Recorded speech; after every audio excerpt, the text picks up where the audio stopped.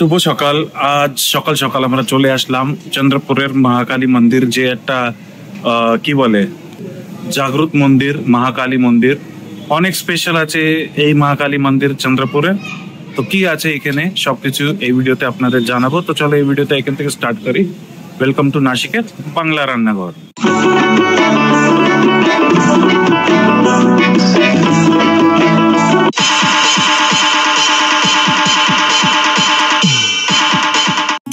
নমস্কার বন্ধুরা, সকাল সকাল আমরা পৌঁছে গেছি চন্দ্রপুরের মহাকালী মন্দির। কি বিশেষতা এই মন্দিরের আজ আপনাকে এই ভিডিওতে আপনাদের জানাবো। তো চলুন চন্দ্রপুরের মহাকালী মন্দিরের দর্শনে যাই। এই মন্দিরে আপনাদের আসতে হলে চন্দ্রপুর বাস স্ট্যান্ড থেকে রেলওয়ে স্ট্যান্ড দুও কাছে, এখান থেকে অটো করলে 2 কিলোমিটার দূর মহাকালী মন্দির, বল্লার শাহ রোডের পরে। তারপর বাইক থাকে নিজের পার্সোনাল, তো ডাইরেক্ট ম্যাপে লোকেশন দিয়ে চলে আসা যায়। তা এখানে আসার জন্য ভালো সময় সকাল থেকে রাত কখনো তোমরা আসতে পারো। সবচেয়ে ভালো সময় আসার নবরাত্রি, যে আমাদের দুর্গা পুজো হয়, এখানে অনেক বড় করে পুজো হয়। তো চলো আগে বাড়ি মন্দিরে যাই আর দেখি কেমন কি হয়। সেই হিসেবে আমি আপনাদের দেখাবো আর বলবো এখানে কি খাস আর কি কাহিনী এই মন্দিরে। ভিডিওটা স্টার্ট করার আগে একটা ইনফরমেশন দিতে চাই। অনেক বন্ধুরা আমাদের কমেন্ট করে বলল কি আমাদের ল্যাঙ্গুয়েজে একটু প্রবলেম।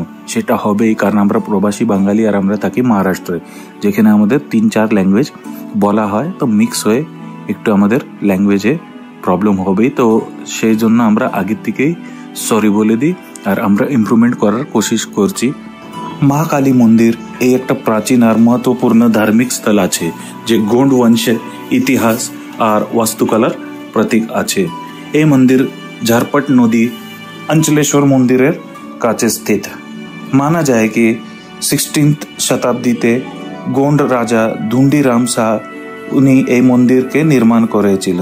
নির্মাণের দৌরান ঝারপট নদীর কাছে একটা গুফা ওর ভিতরে মহাকালী দেবীর একটা বিশাল মূর্তি প্রাপ্ত হয়েছিল, যে এই মন্দিরে স্থাপিত করা হয়েছে। 18th শতাব্দীতে রানী হীরাই এই মন্দিরকে পূর্ণ নির্মাণ করে। এখন যেখানে আমরা বসে আছি এখানে সবসময় গর্দি থাকলে লাইন দিয়ে পুরো হাইওয়ে রাস্তা অব্দি চলে যায়, অনেক গর্দি হয়। আজকে শিব জয়ন্তী, তাই আমরা এখানে গর্দি পেলাম না। সকাল সকালে 8টার সময় চলে আসলাম আর সবাই তো ব্যস্ত এখানে শিব জয়ন্তীর হিসেবে। তা আমরা এই হিসেবে ঘুরতে চলে আসলাম মন্দির, মহাকালী মন্দিরের দর্শন নিতে। তা বেশি গর্দি না, অন্য এখানে অনেক গর্দি হয়। তো চলো আরো কি কি আছে সামনে দেখি, দর্শন নি ভালো করে কোন জায়গায় কি কি আছে। হ্যাঁ চলো ঠিক আছে, আমরা দেখি যদি মা দর্শন দেয় নাকি। হ্যাঁ চল। চন্দ্রপুরের মহাকালী মন্দির এই 2000 বর্ষ পুরনো, তারও আগের থেকে এই মন্দিরটা আছে। আর মাতার যে মন্দির ওই 5 ফিট স্বয়ম্ভু আছে। মানা যায় কি চন্দ্রপুরে আগে একটা নিমের গাছ ছিল, যেখানে মহাকালী একটা ভিক্ষুর রূপে বসে থাকতো আর লোকেদের ভয় দিত। তা জেজুরির খণ্ডবা মহারাজ যে ছিল উনি এখানে আসে, ওনাকে একটু চুটকি ভর ভান্ডারা রাখ যে থাকে ওই দেয়, আর বলল কি এখানে লোকদের তুমি উদ্ধার করো, আর একটা গোলাপি শাল মাতাকে দিয়ে দিল। তা মানা যায় কি শেষ মাত্রে চন্দ্রপুরের এই কালী মন্দির, যে গুফা মন্দির বলে একে, এখানে মাতা স্থাপিত আছে। আর একটা কাহিনী এরকম আছে, মাতা সীতা এখানে আসে যে ঝারপট নদীর কাছে এই মন্দির স্থাপিত আছে। তো এখানে মাতা সীতা ওনার চুলটা এখানে স্নান করার সময় ধুয়েছিল। তো সে সময় থেকে এই নদীর রংটা কালো পড়ে গেছে। আর একটা কাহিনী এরকম আছে, এই যে ঝারপট নদী এই কালো কেন, মাতা মহাকালী যে অঞ্চলেশ্বর মন্দির কাছে ওইখানে স্থাপিত করবে আগে মহাদেব মন্দির, তারপরে সন্তোষী মাতা মন্দির, তারপরে মহাকালী মন্দির স্থাপিত হবে। তা এই ঝারপট নদী যে সন্তোষী মাতা মন্দির আর মহাকালী মন্দিরের ভিতরেই চলে আসলো। তা মহাকালী নদীকে শ্রাপ দেয় কি এই নদী অন্য নদীর মতন পবিত্র হবে না, এই নদী সবসময় কালো থাকতো। বলা যায় কি এই নদীর জলের অনেক গুণ। বলা যায় কি একটা রাজা ছিল যাকে কোড়ের বিমারি ছিল, আর উনি এই নদীর জল দিয়ে স্নান করার পরে উনার এই কোড়ের বিমারিটা চলে গেছে। এইসব কাহিনী দন্তকাথার হিসাব সে মানা যায়। এই মন্দিরের খাসিয়ত কি? এই মন্দিরে মহাকালীর দুটো মূর্তি, আর একটা মূর্তি যেতে 4 হাত আছে, 4 ভুজা বলে, আর পার কাছে শিবজি যে থাকে উনি নাই।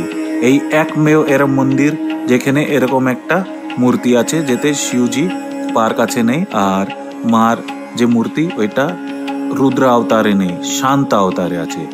আর আরেকটা যে মন্দির মূর্তি আছে সে গুফার ভিতরে নিদ্রা মুদ্রায় আছে। মাতার মন্দির চৈত্র পূর্ণিমার সময় লাখো লোকেরা এখানে আসে মার দর্শন করার জন্য আর মনোকামনা পুরো করার জন্য। পুরো বিশ্বে এই একটাই মন্দির যেখানে মহাকালী মন্দিরের পাকে স্পর্শ করে মনোকামনা পুরো করে আর পুজোটা করতে পারে। অন্য কোনো মন্দিরে এরকম পারমিশন নাই। চন্দ্রপুরে এই যে মহাকালী মন্দির এটা গুফা মন্দির আছে, যে একমেव গুফা মন্দির, আর লোকরা দর্শন করতে গুফার ভিতরে মন্দিরে যেত আর দর্শন করত। আর এখন কোনো কারণের জন্য এই গুফাটা বন্ধ হয়ে গেছে, সেই আর দর্শন নিতে গুফার ভিতরে যাওয়া যায় না। এই যে মন্দির এতে যে আরেকটা মূর্তি আছে যে নিদ্রা মুদ্রায় থাকে, বলা যায় কি পুরো বিশ্বে এই একটাই মন্দির যেখানে মাতাজির নিদ্রা মুদ্রায় মূর্তি আছে। আর বলা যায় কি এই যে নিদ্রা মুদ্রা যে মূর্তি থাকে এই বছরে পজিশন ওনার জায়গা চেঞ্জ করে। আর এপ্রিল মাসে যে যাত্রা হয় লোকেরা এখানে যাত্রায় আসে মনোকামনা পুরো করার জন্য। বলা যায় কি যারা এই যাত্রায় দর্শন নেয় মনোকামনা চায় তার মনোকামনা পুরো করে। মঙ্গলবারের দিন বিশেষ পূজা অর্চনা এখানে করা যায়, তো এই দিন ভক্তরা অনেক ভিড় করে। মহাকালী মন্দির না কেবল ধার্মিক আস্থার কেন্দ্র আছে, এই চন্দ্রপুরের সাংস্কৃতিক আর ঐতিহাসিক ধरोहরের महत्वपूर्ण हिस्सा আছে। প্রাচীন বাস্তুকলা, রঙিন চিত্রকলা আর ধার্মিক আয়োজনের মাধ্যম আছে এই মন্দির আর ভক্ত আর পর্যটকদের আকর্ষিত করে। এই মন্দিরের পরিসরে হনুমানজির মন্দিরও আছে আর একটা গণেশ মন্দিরও আছে যেখানে আপনারা পুজো করতে পারেন। তা বন্ধুরা, এই যে ইনফরমেশন এখানে স্থানিক যে এক্সপিরিয়েন্স লোকরা ছিল ওনারা আমাদের দিয়েছে, আর যত জানকারি আমি পেয়েছি আপনাদের এই ভিডিওর মাধ্যমে দিলাম। তো যদি আপনারা চন্দ্রপুরে আসেন মহাকালী মন্দিরে দর্শন অবশ্য নেবে। তো চলো, আমাদেরও দর্শনটা হয়ে গেছে আর আমরা এখন বাড়ির দিকে চলে যাই।